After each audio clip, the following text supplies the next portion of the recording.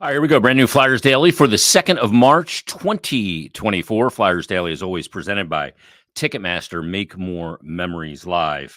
As the Flyers fall last night against the Washington Capitals, final score in the game of 5-2.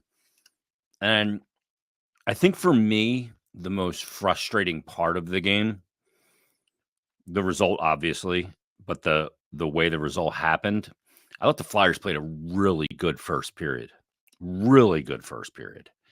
Held Washington to just 5 shots on goal. I think, look, they only held Washington to 21 shots in the game, and you lose the game 5-2. But played a really good period, and you came out of it with something. Sometimes you can play a really good period, especially on the road. You can go on, outplay your opponent in the first period significantly, and you can come out and go, the game's scoreless. We really didn't get anything out of it. We dictated the terms. We controlled the puck. We controlled the play, but it's nothing, or 1-1, whatever.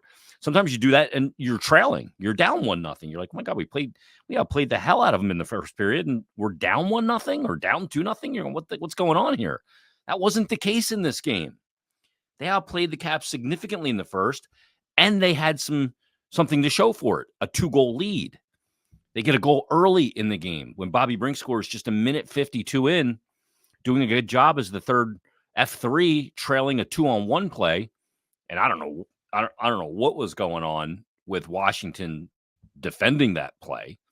I thought the 2-on-1 was defended fine, and it was a really good save initially by Lindgren to keep the initial frost shot out after Owen Tippett set him up. Tippett starts the whole play inside the Flyers blue line, chipping it past the D and then getting up the ice.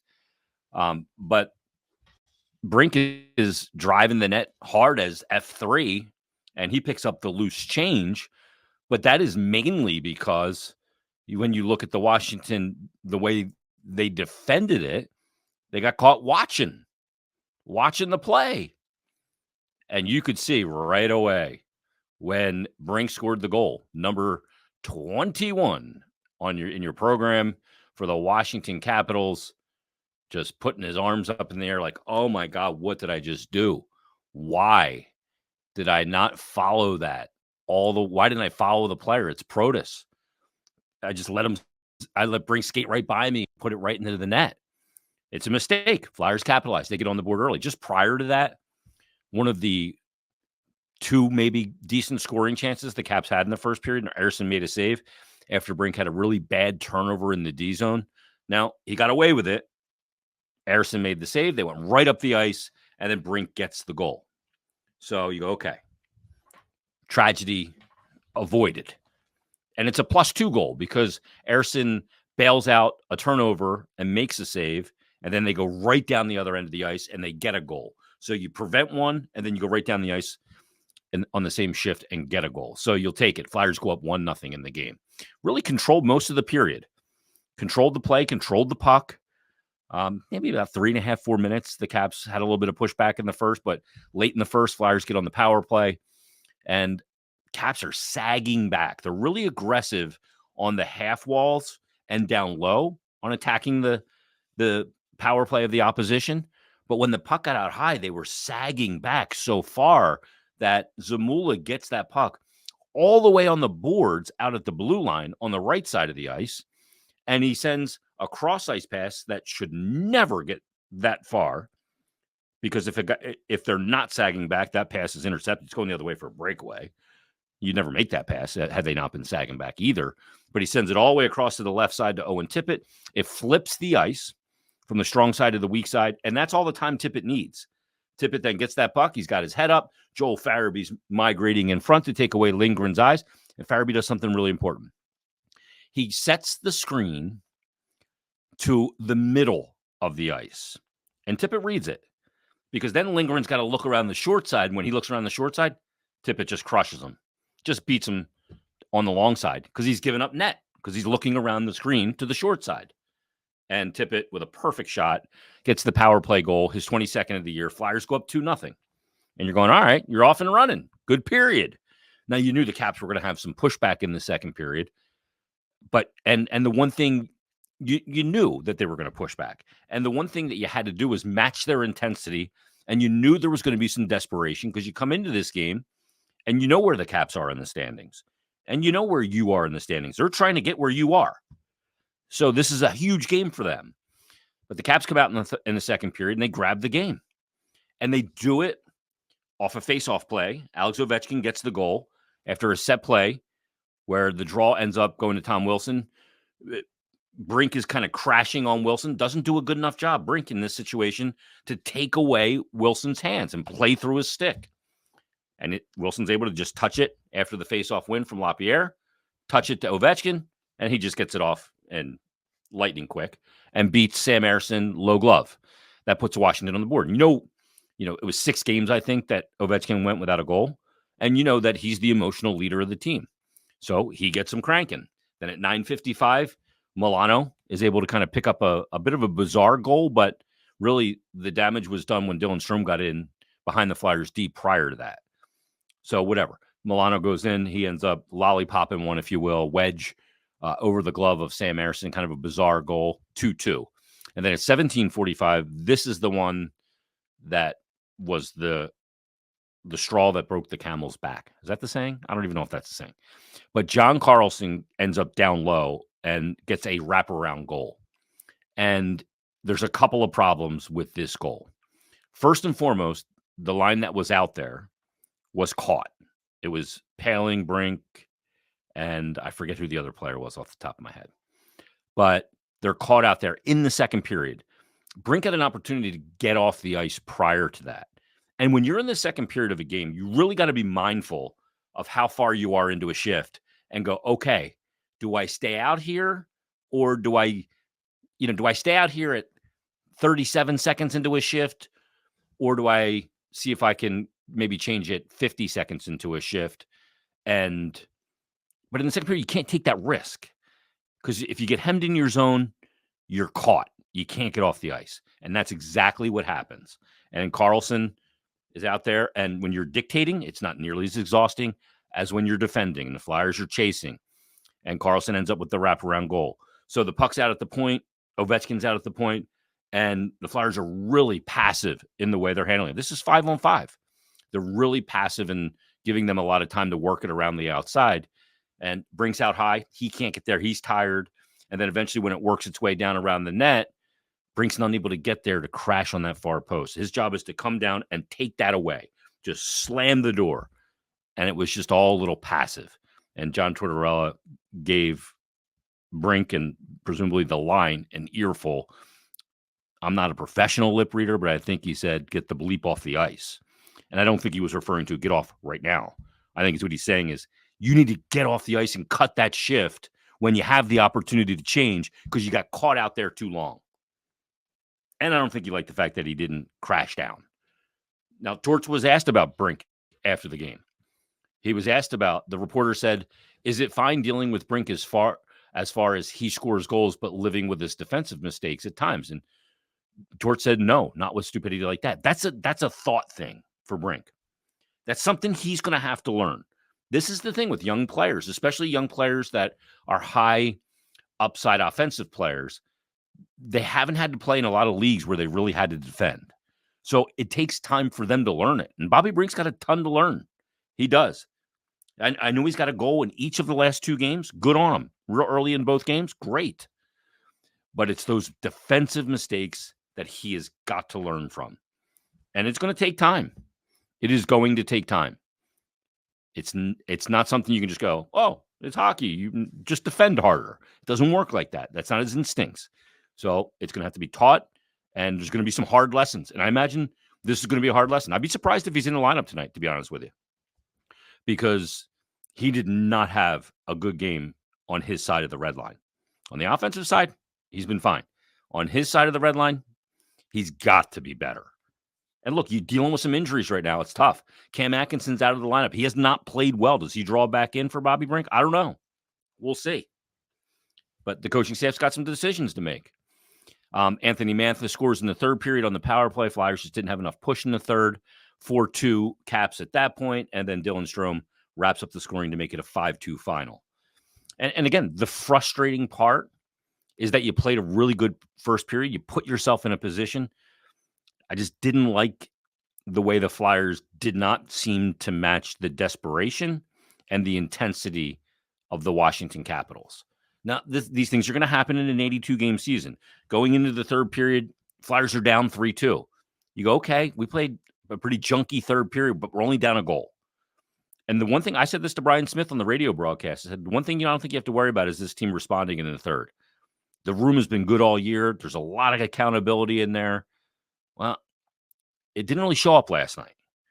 So now they've put themselves in a situation where they got to go out there and find a way to get a win. They got a team that's beat them twice this year in Ottawa. And these weekend games have been costing this Flyers team of late in a way too big of a way. Way too big. They have not been good in these weekend games. And they're in a dogfight. I'll give you the standings in a second. But they're in a dogfight right now. And you cannot keep frittering away points when you get off to a good start or in these games, especially with these teams that are chasing them. They just have to be better in these situations. So the Flyers of late on the weekends, Friday, Saturday, Sunday games is how I'm categorizing that. So they played back on January 20. Well, let me go back all the way. Let's go to January 20th. You lose to Colorado and you lose to Ottawa 5-3, 7-4 and 5-3. Your next weekend game, Friday, Saturday, or Sunday, is the 27th of January against Boston. You lose 6-2. You have the Seattle game, February 10th, amidst that 5-game or 4-game win streak. You get that win, 3-2 against Seattle at Wells Fargo Center. Then your next weekend game is the Stadium Series game, 6-3 loss against the Devils. Your next weekend game is the Saturday game last Saturday against New York Rangers, 2-1 loss. And then the Sunday game against the Penguins, 7-6. And then the Friday game last night, a 5-2 loss. Now you got a Saturday game on a back-to-back. Look, Ottawa's on a back-to-back too. They were at home last night. They lost to Arizona. They're coming in through customs. They got to fly down. Flyers are training it back from Washington, the whole thing. But got to be better on these weekends. This is costing them in a big, big way. They have got to get this straightened out. And they've turned into a team that's kind of going up and down. Look, every team goes up and down throughout a season, but this is what John Tortorella was talking about when he said that these games are going to get a lot tighter and a lot more intense at this time of year. And they have. And they will continue to be that way for the remainder of this season. So if the Flyers are going to find a way this year to make the playoffs, right now they're hanging on. But, I mean, it is going to be tight. These points you could look back on in these Friday, Saturday, and Sunday games, you could look back on them and go, that's what cost us. I mean, the Flyers over their last 7 games now are 2-4-1. They've got 24 goals for, and they've given up 27. Giving up too many goals. And I would presume, maybe I won't presume. Maybe Sam Ersson does go tonight. He only saw 21 shots in the game. Wasn't his strongest performance either. But does he go tonight in the back-to-back with Felix Sandstrom being called up? Very well could. Very well could, now that I think about it. He could be the goaltender that starts the game tonight against the Ottawa Senators. Matter of fact, you know what? I'd start him. I absolutely would start him in this game. Now, look, they're going to have 3 games in 4 days. They're going to have to play Monday against St. Louis. Maybe you start Felix Sandstrom in that game. Or maybe you play Sam Ersson again and see what the workload's like. But you got 15 games in 30 days this month. You can't play him every single one of them. So you're going to have to get Sandstrom in there eventually. Because you're going to want Ersson to play in the game in Florida and the game against Tampa at the end of the week when they go on the road. They're going to be in Florida on Thursday, and then Saturday they're going to be in Tampa. And right smack in the middle of that is a little thing called the NHL trade deadline. Not having TK right now is hurting them bad. It's hurting them bad. But look, nothing you can do about that. That's part of the deal. All right, so what does it mean in the standings? A taping here when we're taping this. Let me see what the Devils are doing in their game. They're playing in Anaheim. Anaheim, not necessarily the best team in the league. And actually, Anaheim's up at 5:19 to go in the first period. Anaheim's up 1-0 in the game. So here's the updated standings pending what happens with New Jersey. Washington leapfrogged New Jersey anyway with the win over the Flyers. And they now get within 4 points of the Flyers with 2 games in hand. So if those two games turn out to be wins, they'd be tied in points. The New Jersey Devils are playing their 60th game as we speak. If they win, say they win, they're down 1-0 right now. They get to 66 points. That would be 3 points back of the Flyers with a game in hand. So you're still in the position, but you cannot keep frittering away points, especially when the Ottawa Senators are coming into town tonight with a record of 25-30-3, 53 points, the second worst team in the Eastern Conference, a team that on the road this season is 8-16-1. You gotta make a no doubt about it win against the Ottawa Senators tonight, or it'll be a lost weekend. Got to find a way to win the game. Plain and simple. Frustrating game last night. Frustrating games on these weekends of late. You start out this month of March. Man, I was so happy after that first period. I'm going, this is how you start off 15 games in 30 days. Then the rest of the game went sideways.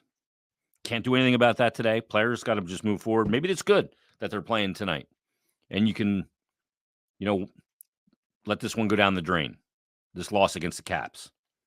And get after the Senators tonight. Still going to be 2 points squandered. That's a 4-point game last night for a team that's chasing you. Crazy.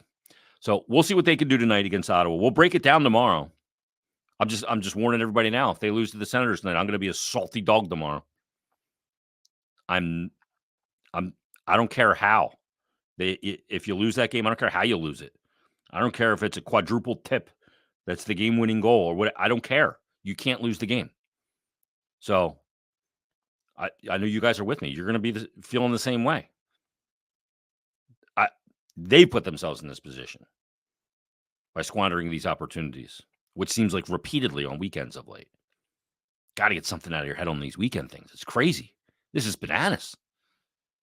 All right, we'll break it down tomorrow. Flyers, Senators tonight. I start Ersson in the game. I do. We'll see where it goes. All right, everybody. Thanks for listening. Thanks for watching. We'll talk to you tomorrow in a brand new Flyers Daily.